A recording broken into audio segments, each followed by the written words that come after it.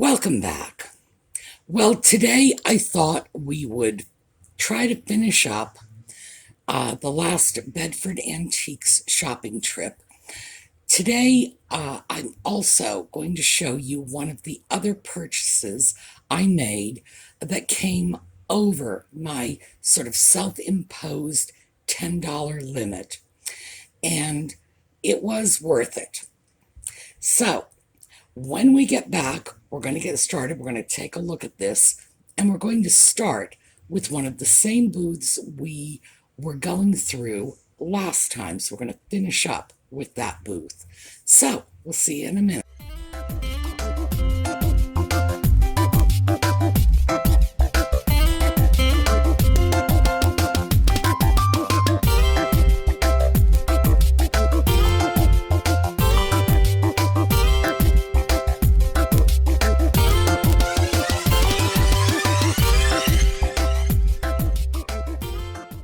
This booth, the first one we're going to take a look at, is a booth I go to from time to time.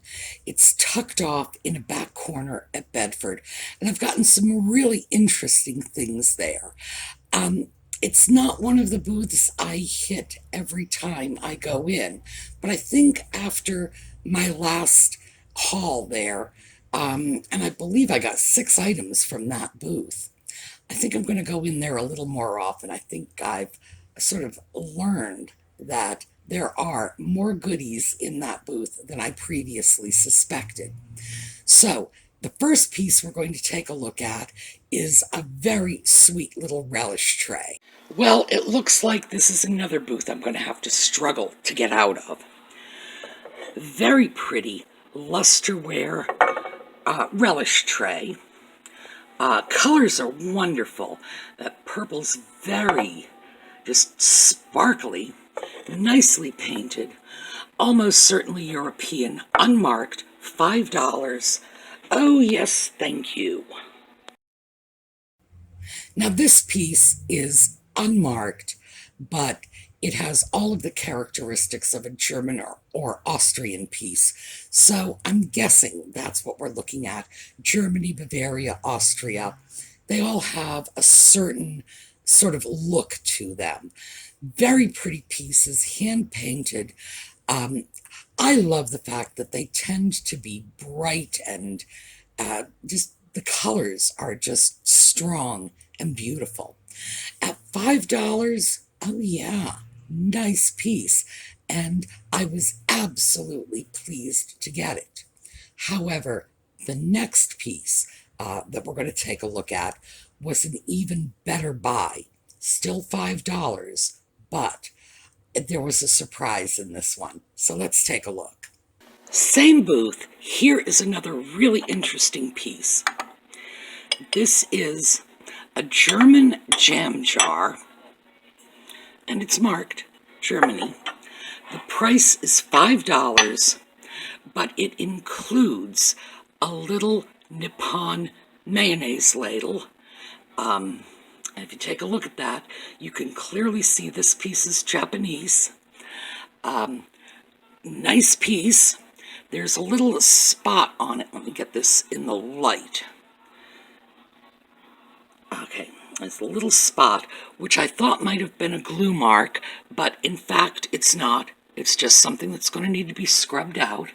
But so is the bottom of our little jam jar. $5 for a nice German jam jar and a Nippon ladle. Can't beat that. Yes, a little hand-painted German jam pot. Well, I'm going to call it a jam pot for the moment, with a Nippon ladle in it. Now, these ladles all by themselves, I can take that, list it, and it will sell. People like these ladles. The ladle itself, there's an almost identical ladle in another shop in Bedford, another booth there, and I think they're asking $15 for it, just for the ladle. So this happens more often than you would imagine, that you go in and you find, in this case, a jam pot with a ladle that doesn't match the jam pot, but in and of itself is a very nice piece. There are times when I've gone in and I've found, for example, a little bowl sitting on a saucer. They don't match, not even from the same country, but they're being sold as a set. And if they are both nice pieces, you can get some really good deals because you end up getting two separate but very nice items for the price of one. In this case, of course, $5 was a great bargain for the gem pot, but throwing in a Nippon ladle too, my kind of bargain. So I'm definitely going to have to check this little booth out again. Certainly the next time I go to Bedford, that's where I'm going to end up. Next, I went to, I'm reluctant to call this a booth. It's two bookcases, a little secretary, and a little table that's right in the aisle that constitutes a booth. And I've gotten some really interesting things there. Just all kinds of things. I mean, it just runs the gamut. I got a geisha ware tea set there once. It was a lot of pieces. It was a rare geisha ware pattern, just tucked off in this little booth. So today I found a Japanese import piece. So let's take a look. Now, this is another booth, and I use the term loosely. It's just a couple of bookshelves and a secretary that's in the aisle here. Goes to show you anything can be a booth. I've gotten some very interesting pieces here, and I'm taking another one today. This piece is also a Napco piece. Here. The way we know this is that is the remains of a Napco sticker. So, and I believe it's the Continental Creations division of Napco.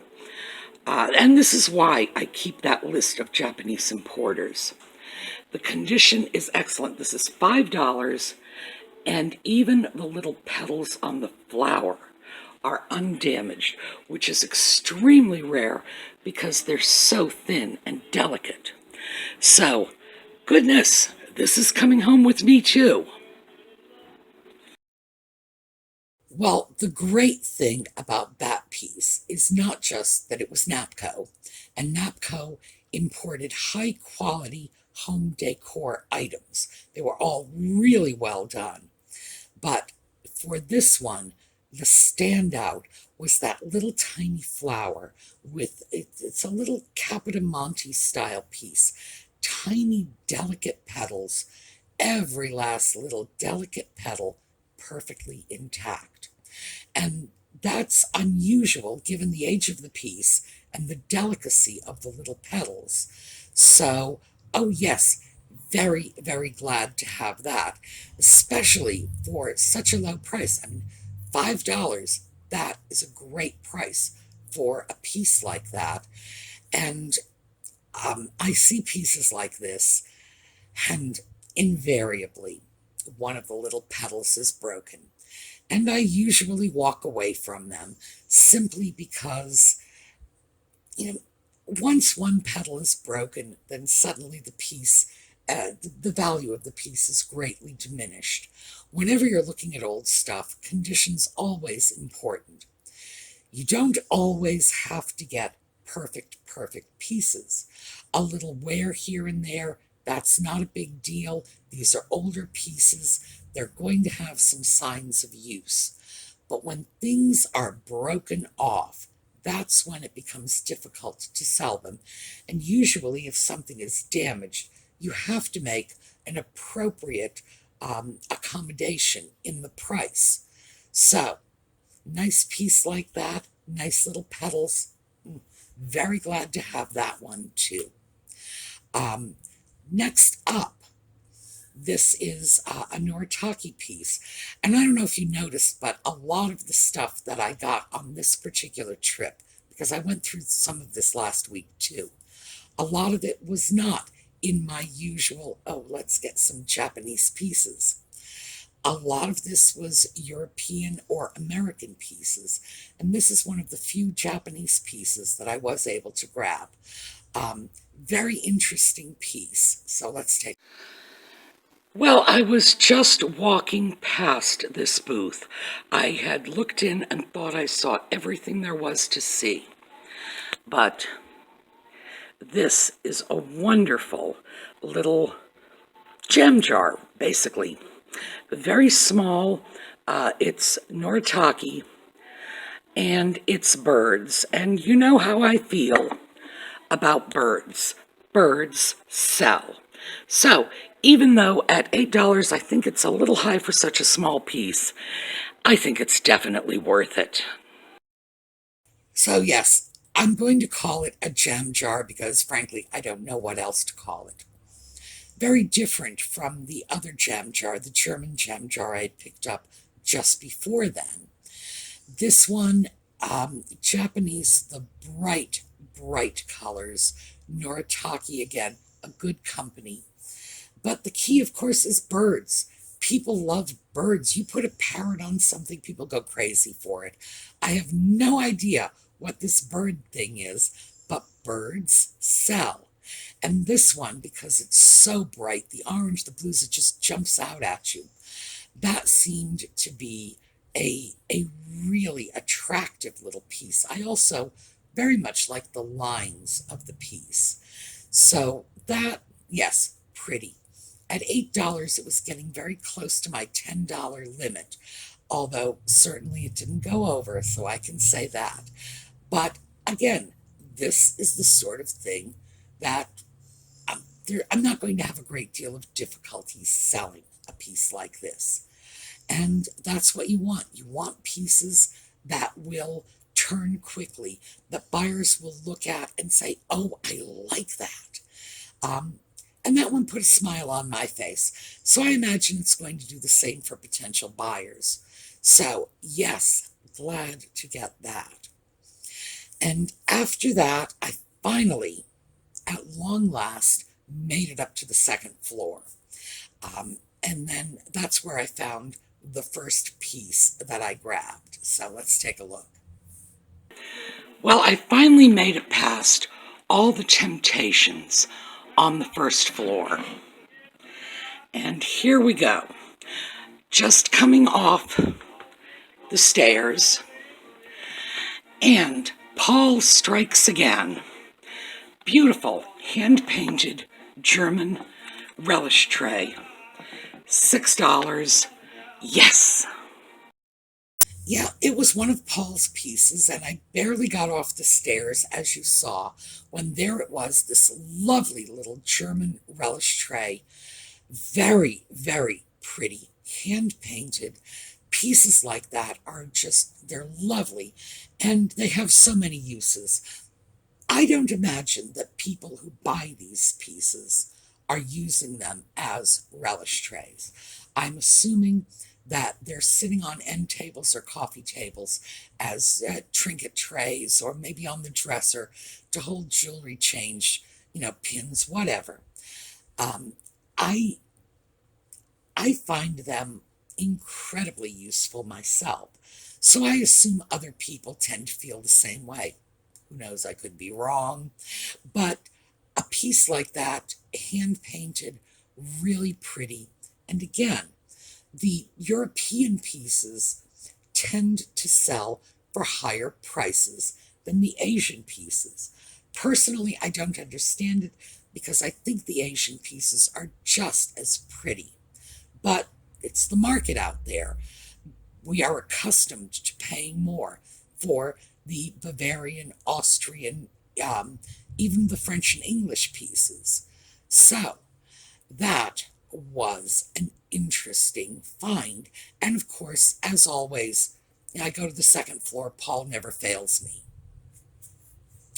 The next piece up, and it's a pair of pieces, is something that I had seen probably 3 or 4 months ago and hadn't seen it since. I assume Paul relocated it, and I just happened across this set. $15, so it was over my $10 limit, but um, I I got it. What can I say? So let's take a look at this because I was glad I happened upon this again. Well, I showed this set of bisque lusterware figurines before. $15, I'm going to take them this time. Now, the exterior of the pieces is not lusterware, but the interior of these seashells is. And I am assuming they were intended to hold some sort of foodstuffs, relish, condiments, something along those lines. They are beautiful, and I checked. The fingers and toes are all there, which is very rare on pieces like this. So, they are coming home with me. This is the second item that I've gotten that has exceeded my little $10 price limit. But, what can I say? I think this set is worth it. Well, I don't do a lot in bisque figurines. It's not something that I'm personally very drawn to, although some of them are absolutely lovely. And this one, as I say, I saw it before, saw the pair before, and I had been tempted when I first saw them, mostly because the little boy and little girl have all their fingers and toes. Um, but I didn't get it at the time, and I assumed it had been sold. So I come back 3, 4 months later, there it is. Picked it up, brought it home, and then I took a look at the mark on the bottom, and it's Meissen. So, well, let me put it this way, it has the Meissen mark. Meissen marks are one of the most commonly faked marks, but this one appears to be genuine. It looks like the Meissen mark just before the Second World War. So we're not talking ancient pieces. As I say, I don't think this particular mark is faked, but I did want to warn you that that Meissen crossed sword mark is one of the more commonly faked marks out there in China. This is very typical of Meissen sweetmeat trays. That's what they're called. The first time I saw it, I'd said, well, I'm assuming that little condiments go in it. Yep, sweetmeats. Pieces like this they're valuable. This is the sort of thing that could go very high. In general, pieces like this tend to sell in the $200 to $500 range.